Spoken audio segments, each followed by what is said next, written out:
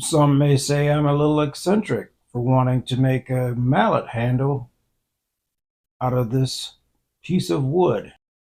Let's just say I'm artistic.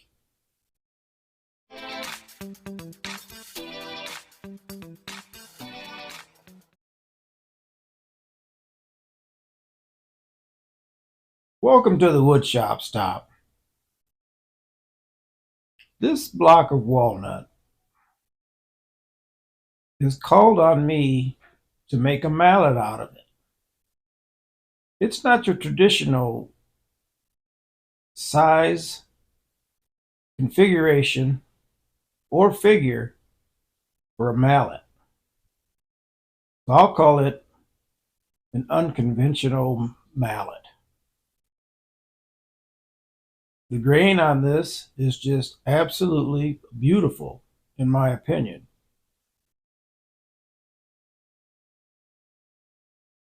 So I'll mark this up. I'll cut this piece in half, as you'll see,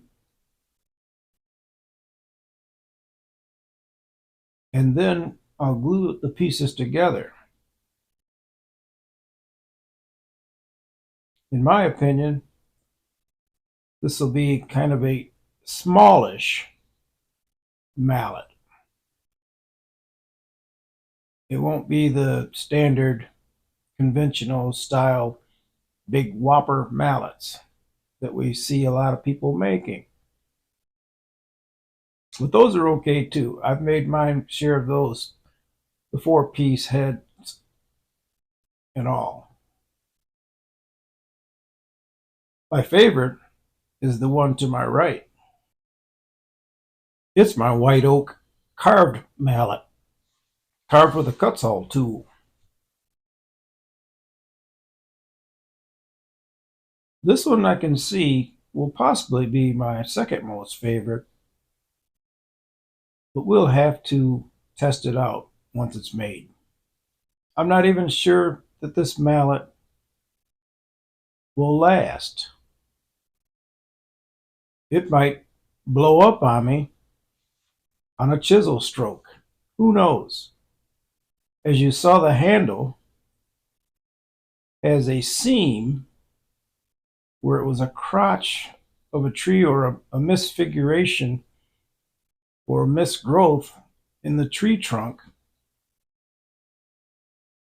But it was such a unique part of the tree or the log that I thought I would use this for the handle. I've squared this block up after gluing it. My plan is to cut a mortise in the center of this block. I told you it was going to be unconventional, although I've seen others do the same thing. Not everyone uses the 4-piece head method. I'll rough out the majority of the stock with this Forstner bit on the drill press. Since I don't have a mortising machine, this seems to be the best way to do it to me. The Forstner bit hogs out a lot of material. They have definitely become my go-to tools for this type of work. It's not perfectly centered, but I think it should do. Now it's time to chisel out the waste. I would like to do a shout out to one of my followers, Peter Sidlow, who really helped me out with the dovetails the other day. Forgive me if I mispronounce your name, Peter. The chisel work's coming along nicely, as you can see. It's a slow process. Feel free to skip ahead if you'd like.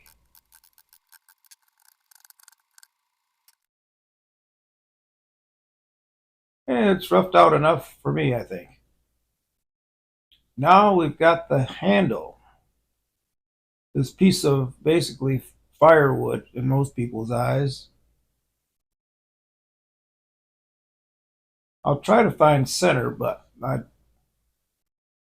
think I was off just a little bit on the centering of the tenon for this handle.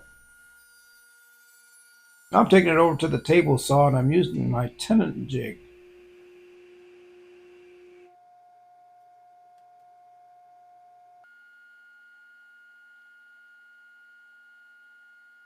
I didn't dare flip this because I know I would be off. So I decided to just do a slight adjustment to line up the pencil mark and the blade edge to make the cut. And I actually gave it a little bit more. I was outside the line, and that was fine. Now we'll cut those pieces off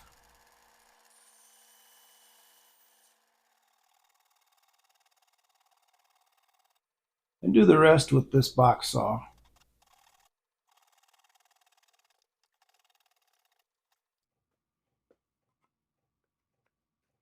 Of course, it doesn't fit yet. It's going to take a little fine tuning.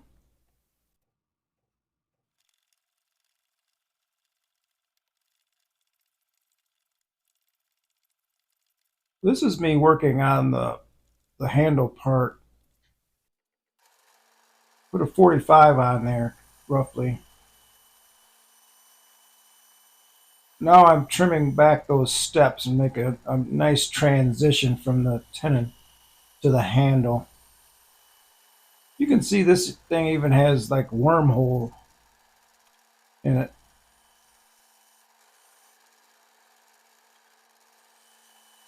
But that's okay.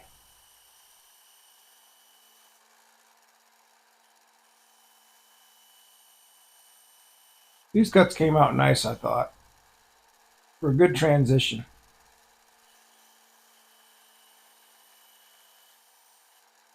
Now I'll cut the shape of the grip.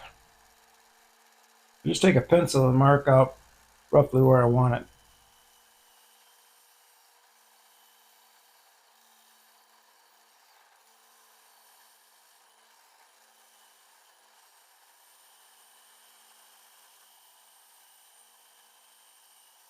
It's a shame it came out where it is because it looks like solid walnut there, and I'm left with more sapwood than I really like to have. But the sapwood and the dark wood, I think, is a good combination. I like the two.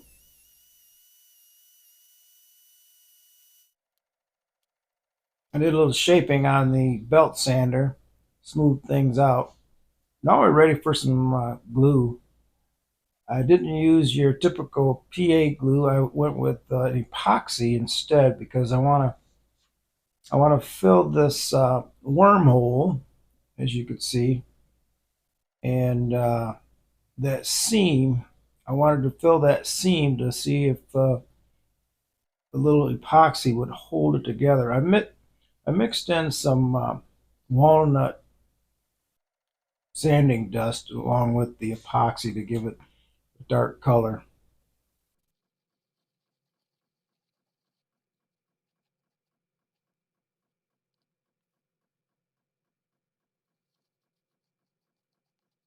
It's always good to have some of the sanding dust from a different species of wood hanging around.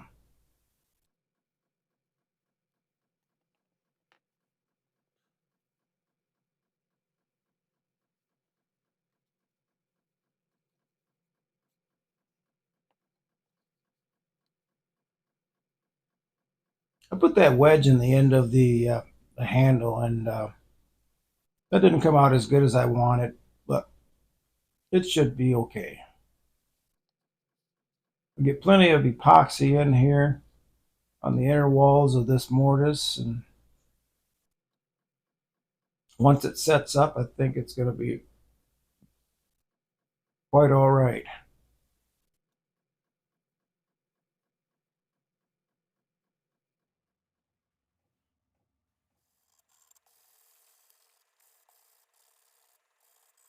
Now it's time for a little sanding. Doing the finished sanding on the handle there, as you can see. I decided to put some bevels on the outer edges of this mallet head, so it didn't have the sharp corners.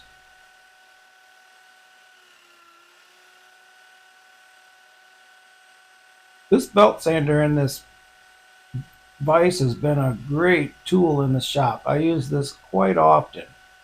I mean, it's a simple setup. I think I paid $15 for that belt sander at a garage sale, and it's been worth every penny. Now we're ready for a little bit of oil. I'm just going to use walnut oil on this, clearing off the rest of the dust, sanding dust.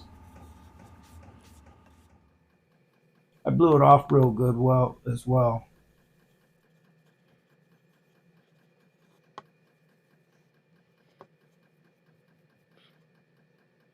That oil makes it pop. Look at that grain. Oh, wow. Really like that. Like I said, I don't know if this mallet's going to last or not. I definitely want to use it. I thought about just not using it and putting it aside just for a show or whatever, but now I've got to use it. I'll put it through its paces. If it breaks, it breaks.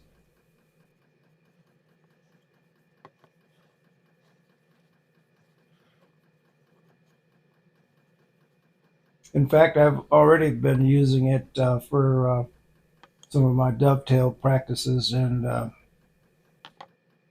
it's got pretty good balance. I mean, you can hold the mallet up high in that little crook, and gives you just enough force that you need and control.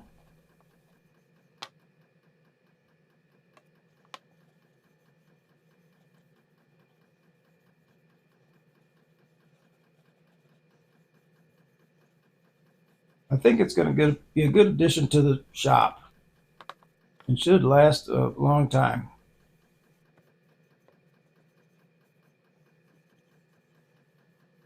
If you haven't subscribed to the channel and this is your first time visiting the woodshop stop, please consider subscribing, and please hit the like as well. Share the video too, and hit the bell notification if you'd like to be notified when future videos come out. I had fun making this mallet, and there may possibly be critics out there, but that's okay. I enjoy what I'm doing, and if I spread a little knowledge, that's a benefit. That's a plus.